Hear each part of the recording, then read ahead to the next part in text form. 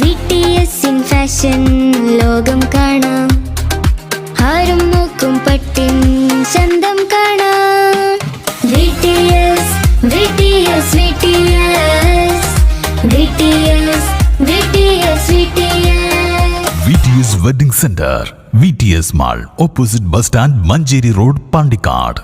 വലിയ പെരുന്നാളിനോടനുബന്ധിച്ച് പാണ്ടിക്കാട് ഗ്രാമപഞ്ചായത്തും കുടുംബശ്രീ CDSും സംയുക്തമായി മൈലാഞ്ചി ഫെസ്റ്റ് സംഘടിപ്പിച്ചു.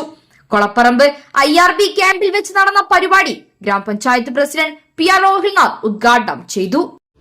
നമ്മൾ ഓരോ വ്യത്യസ്തമായ ആഘോഷങ്ങൾ അതെല്ലാം പഞ്ചായത്ത് തലത്തിൽ തന്നെ അതിന് നടത്തണമെന്നൊരു ആഗ്രഹത്തോടു കൂടിയാണ് ഈ ഭരണസമിതി മുന്നോട്ട് പോകുന്നത്.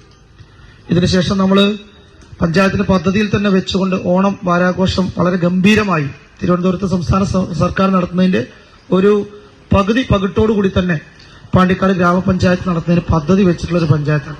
അപ്പൊ തീർച്ചയായും നമ്മളെല്ലാം വളരെ നല്ല രീതിയിൽ ആളുകളെ ചേർത്ത് പിടിക്കുന്ന ഒരു മനോഹരമായ ഒരു സംവിധാനമായി പഞ്ചായത്തും കുടുംബശ്രീയും ഒന്നിച്ചു നിന്ന് മുന്നോട്ട് പോകണമെന്ന് ആഗ്രഹിച്ചതിന്റെ കൂടി അടിസ്ഥാനത്തിലാണ് ഈ പ്രോഗ്രാം ഇവിടെ സംഘടിപ്പിച്ചിട്ടുള്ളത്.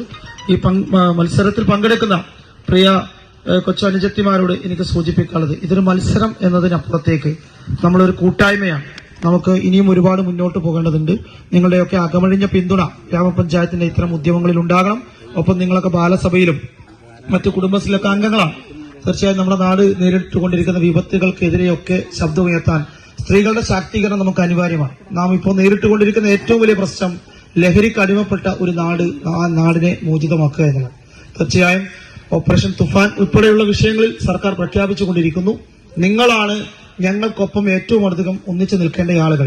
നിങ്ങളിൽ പഞ്ചായത്തിലെ ഓരോ വാർഡുകളിൽ നിന്നുമുള്ള മത്സരാർത്ഥികളാണ് ഫെസ്റ്റിൽ പങ്കെടുത്തത്. വിജയികളായവർക്കുൾപ്പെടെ മുഴുവൻ മത്സരാർത്ഥികൾക്കും സമ്മാനങ്ങൾ വിതരണം ചെയ്തു.